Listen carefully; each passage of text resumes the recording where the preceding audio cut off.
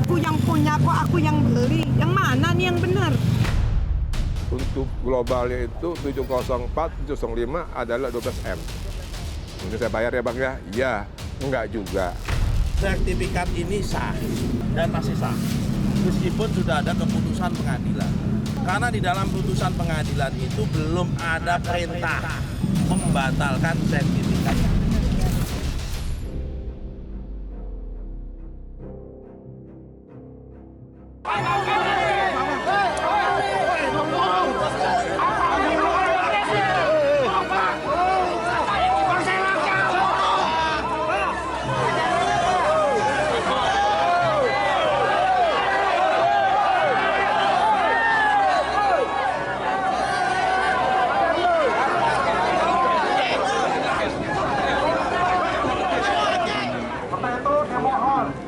Kepada penghuni klaster untuk segera meninggalkan tempat.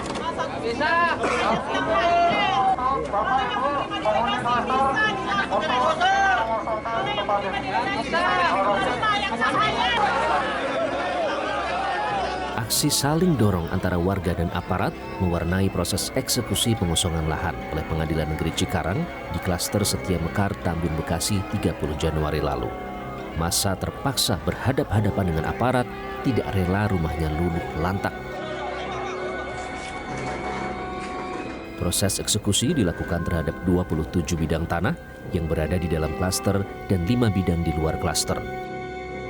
Sebagian bangunan langsung dibongkar dan dipasangi garis polisi. Untuk hari ini melaksanakan putusan nomor 128 PTG 1996 ya, PN Bekasi. Jadi ini sifatnya eksekusi delegasi pengosongan ya. Eksekusi dilakukan lantaran Abdul Hamid selaku pemegang sertifikat hak milik nomor 325 telah dinyatakan terbukti secara sah di persidangan sebagai pemiliknya. Ahli waris Abdul Hamid yaitu Mimi Jamilah telah memenangi kasus sengketa lahan tersebut di Pengadilan Negeri Bekasi tahun 1996 silam. Berbekal putusan itulah, Mimi Jamilah memohon eksekusi melalui Pengadilan Negeri Cikarang. Sementara objek eksekusi dimaksud adalah lahan yang sudah terpecah menjadi 4 SHM, yaitu nomor 704 hingga nomor 707 dengan total luas lahan 3,6 hektar. Sebagian warga yang tinggal di lokasi sengketa ini sudah lebih dulu mengosongkan rumah lantaran saluran listrik dan airnya sudah diputus.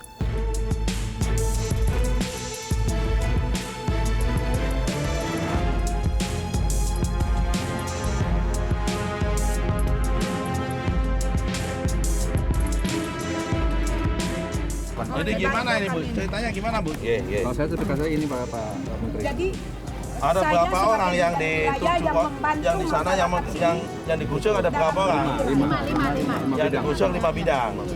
Siapa aja? Ibu, siapa lagi? saya, Terus Haja Asmawati.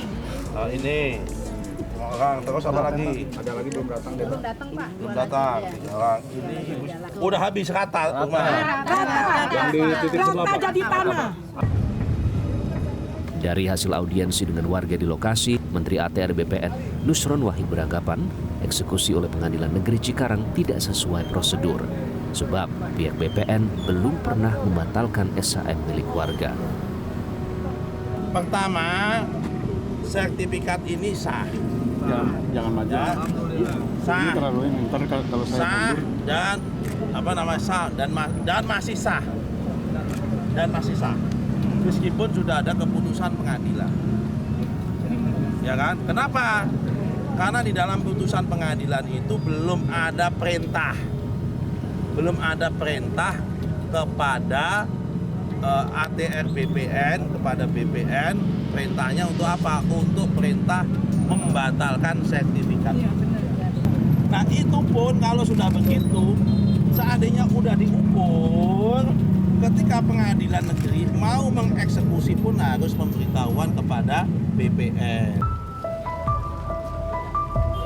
Sejalan dengan itu, Kepala BPN Bekasi juga mengaku tidak pernah menerima permohonan pembatalan sertifikat maupun pengukuran objek eksekusi. BPN Kabupaten Bekasi tidak pernah menerima permohonan pengukuran yang mana sesuai pasal 93 ayat 2 PP 18 2021 itu merupakan kewajiban panitera. Bahwa sebelum dilakukan eksekusi, panitera wajib memohon. Jadi ada kata memohon. Memohon pengukuran kepada kantor pertanahan untuk memastikan letak dan batas bidang tanah yang akan dieksekusi. Namun apa mau dikata, sekarang bangunan rumah milik 5 warga Setia Mekar sudah rata dengan tanah. Mereka mempertanyakan hukum yang berkeadilan. Warga mengaku Mimi Jamilah sempat menawarkan perdamaian dan meminta ganti rugi sebesar 2,5 juta hingga 4 juta rupiah per meter. Dia kan waktu pulang dari PN, ada laki-laki yang kurus hitam itu menghadang saya. Ibu mau berdamai nggak? Loh, berdamai apa? Mintanya 4 juta per meter. Ibu 4 juta per meter dari pihak ibu ini. Kalau ini 2,5 ya? Nggak tahu. Mungkin saya di depan kali. Nah, saya bilang apa? Aku punya tanah, punya sertifikat, punya surat lengkap, pajak saya bayar setiap tahun. Tidak ada tunggakan. Masa aku yang punya kok aku yang beli? Yang mana nih yang benar? Kepemilikan SHM tanah nyatanya tidak menjadi jaminan serta-merta diakui legalitasnya di mata hukum. Meski sama-sama mengantongi sertifikat hak milik dan sama-sama dikeluarkan oleh kantor pertanahan, faktanya ada masyarakat yang harus tergusur. Dinyatakan oleh BPN bahwasanya status sertifikat itu clean and clear, tidak terdapat blokir, tidak terdapat sengketa, dan tidak terdapat tanggungan.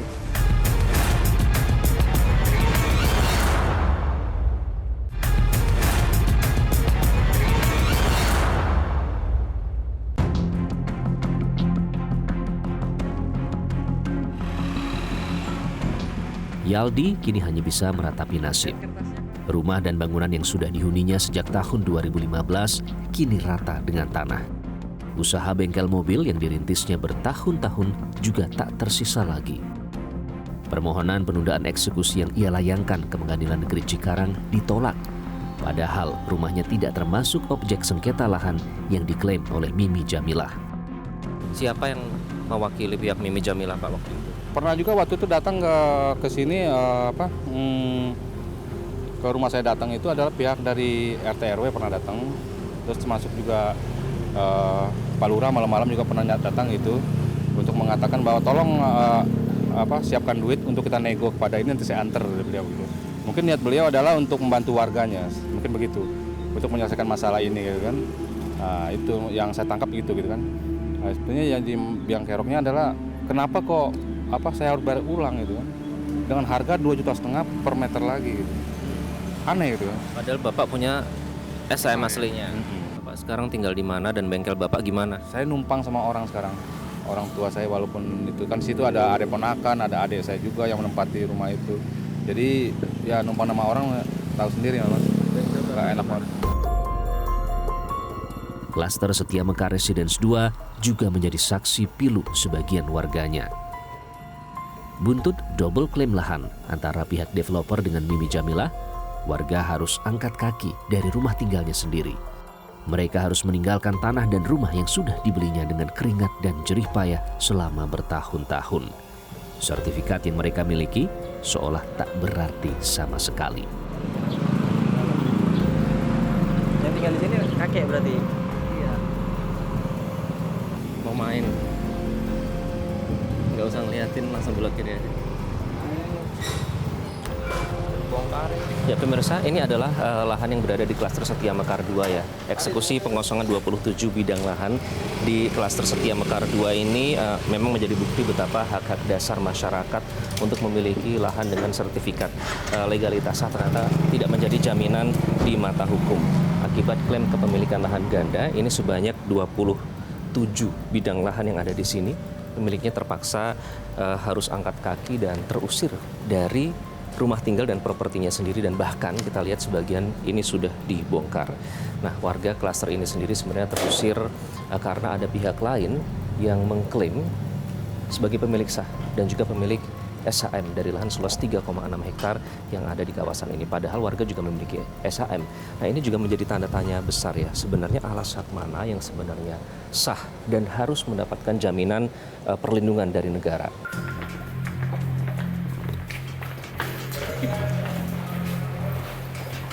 Belakangan sengkarut menjadi semakin ruwet dan berujung saling lapor.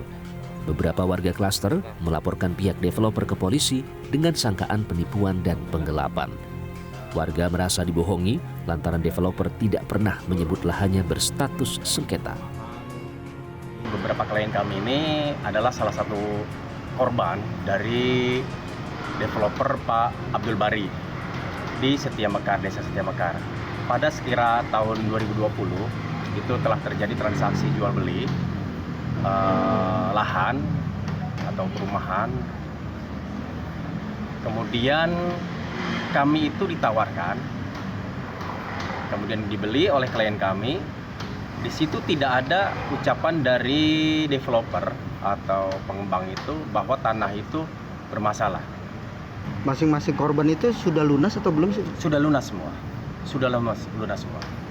Bahkan sertifikat hak milik dan HGB itu sudah berbalik nama atas nama klien kami. Namun tudingan itu dibantah oleh Abdul Bari, developer klaster Setia Mekar Residence 2. Abdul Bari mengaku tanah seluas 3.290 meter yang ia beli dari Tunggul Paralawan Siagian di tahun 2019 tidak dalam status sengketa.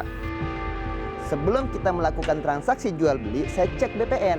Saya bawa dengan notaris PPAT buku tanahnya ke BPN.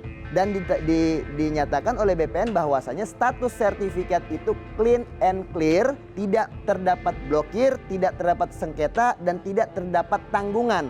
Oleh karenanya distempel lah di atas buku tanah itu sebagai bukti validasi akan sertifikat tersebut. Maka transaksi dilanjutkan, kami bayar proses akta jual belinya, kami bayarkan pajaknya, BPHTB kita bayarkan, PPH-nya juga kita bayarkan, kemudian kita balik nama. Tadi kan Bapak mengecek sendiri ya, kalau dari sebelum pas Bapak transaksi nih dengan Pak Tunggul, itu apakah ada omongan atau ada himbauan dari Pak Tunggul bahwa ini tanah nih belum clear atau ada sengketa dan Oh, kalau ada omongan seperti itu, nggak mungkin saya beli.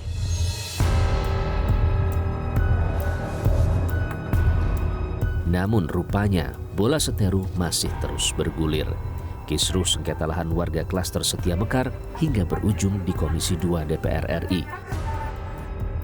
Mereka menuntut hak-haknya sebagai pemegang sertifikat hak milik diakui. Di SKPT ini kita masih divalidasi oleh negara. Terus produk hukum yang mana yang kita percaya? Oh, ini yang masuk ke penggusuran? Enggak penggusuran, Pak. Berapa rumah ini? Yang di sebelah klaster, Pak. Yang 707. Sebelah klaster? Warna pink. Oh, warna pink. Iya. Kelihatan kecil. Maka dari itu. Berapa rumah itu? Satu, Pak. Oh, satu rumah. Menyampaikan closing statement, namun sebelum itu ini rapat sebentar lagi akan selesai. Paling tidak kita sudah mendapatkan gambaran ya bagaimana tadi dalam rapat dengar pendapat ini keluhan dari warga klaster Setia Mekar di Bekasi ini didengarkan oleh para wakil rakyat dan diharapkan ada solusi. Nanti kita akan kejar ya, akan minta pernyataan keterangan dari pihak BPN Kabupaten Bekasi dan juga pihak developer untuk mencari tahu lebih dalam bagaimana mungkin ada sertifikat ini yang diterbitkan, sudah resmi, terdaftar, namun tetap digusur. Kita akan coba cari tahu.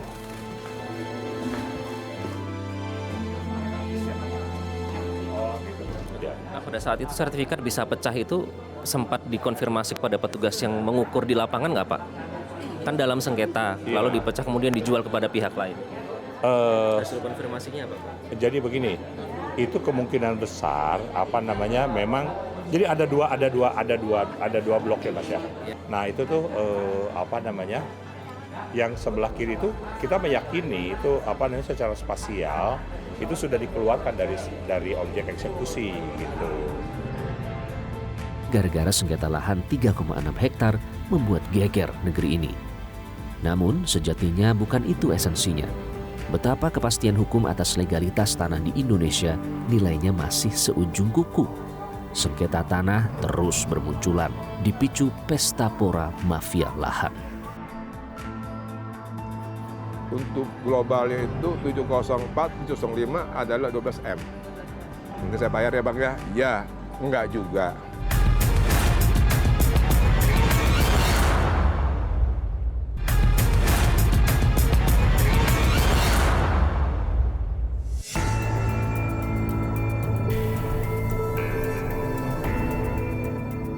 Sengkarut eksekusi 27 bidang tanah di Setia Mekar sebenarnya bermula dari tanah milik Juju Sari Banondoli. Di tahun 1976, Juju menjual tanahnya kepada Abdul Hamid, ayah dari Mimi Jamilah.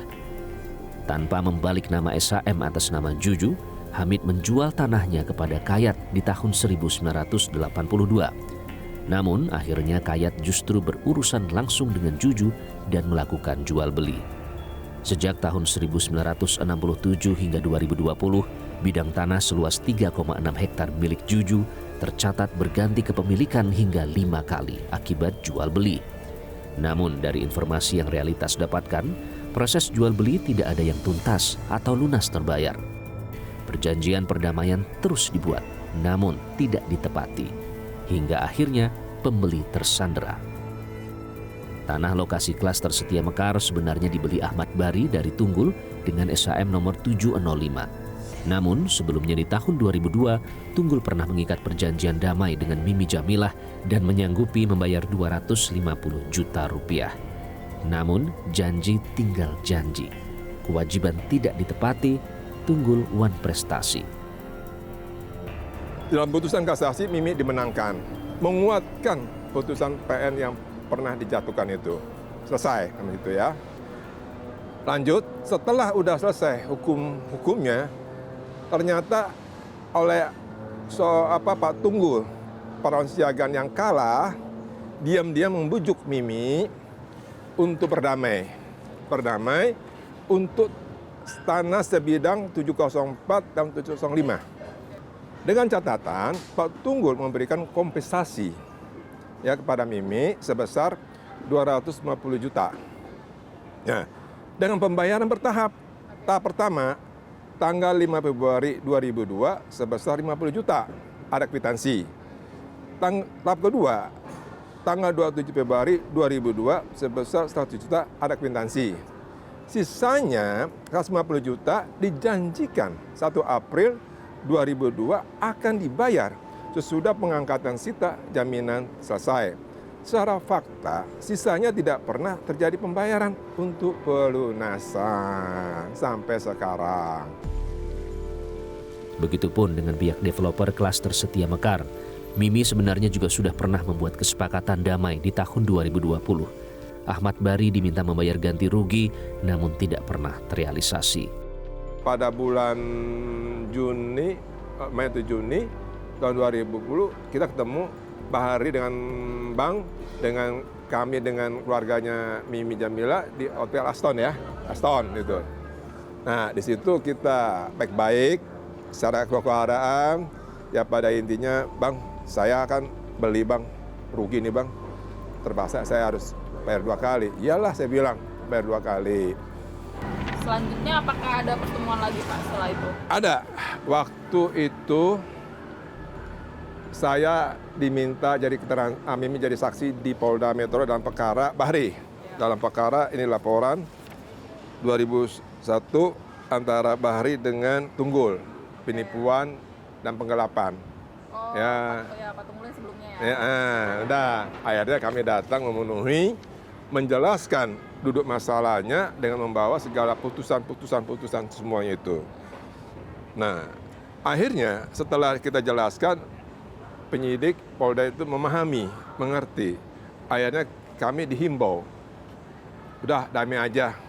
Akhirnya kita ketemu malam-malam ini, sepakat ada angka untuk globalnya itu 704, 705 adalah 12M. 12M, dah deal ya, deal. Terakhir, sama Bahri ketemu Desember kemarin, sebelum akhir tahun, bicara juga begitu. Ya sama-samalah. Nanti saya bayar ya Bang ya? Ya, enggak juga. Ditemui realitas di kawasan Jakarta Pusat, Tunggul membantah tudingan wan prestasi. Uang itu 250, 150 untuk Mimi Jamilah, dia terima, ada tanda terimanya. dan 100 itu untuk perantara.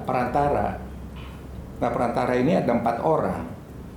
Nah, dari 4 ini Haji Ismail dan Pak Put sudah meninggal. Pak Heri, pengacaranya Mimi Jamila udah tidak kelihatan. Masih ada 1 orang lagi. Jadi Mimi Jamila sudah terima dari kita 250 juta. Bahwa dia pakai untuk perantara bukan urusan kami sebetulnya. Sengkarut yang terjadi di klaster Setia Mekar Bekasi hanyalah satu dari potret gunung es kasus tumpang tindih kepemilikan tanah. Gara-gara status tanah tidak jelas, konsumen perumahan menjadi korban. Status lahan kerap menjadi ganjalan kepemilikan sertifikat di perumahan. Ya, developer dimanapun itu tidak bisa menjamin 100%. Dimanapun itu. Karena apa? Tetapi akan berupaya di atas 100% bahwa produknya itu aman, clear and clean. Kenapa? Itu berkaitannya juga, kita itu juga nggak mau ada masalah, capek. Ya, yang kedua adalah relasi. Yang ketiga adalah performance. Itu kan mahal buat kita. Itu. Jadi tidak ada sebenarnya developer ya tidak mengantisipasi yang proper ya, developer yang profesional ya, tidak berusaha 100% lebih untuk memastikan produknya aman, clear and clean. Sepanjang tahun 2024 diperkirakan timbul potensi kerugian negara 5,7 triliun rupiah gara-gara mafia lahan. Kementerian ATR BPN mendata terdapat hampir 6.000 kasus sengketa tanah sepanjang tahun 2024. Saya kira harus merubah sistem publikasi pendaftaran tanahnya. Ya kan sekarang ini sistem publikasi ala Indonesia itu disebutnya adalah sistem publikasi negatif bertenden positif. Positif itu adalah alat bukti yang mutlak, sertifikat tadi. Nah tapi Indonesia agak nyeleneh nih. Negatif enggak, positif enggak, tadi bilang. Sekarang ada rencana mau dibikin jadi elektronik tuh nanti gimana Pak? Surat-suratnya. Nah ini elektronik juga, enggak publikasinya itu mengarah bilangnya positif, enggak juga. Masih sistem publikasi negatif bertenden positif. Nah momen ini sebenarnya kalau mau begitu dipakai. Udah kita menganut positif, tapi sekaligus pakai elektronis. Mafia tanah terus mengintai di antara kita. Mereka berpesta pora di atas huru-hara sengketa lahan. Jangan ada lagi main mata antara aparat dengan mafia. Sikat habis para pencoleng hak tanah rakyat.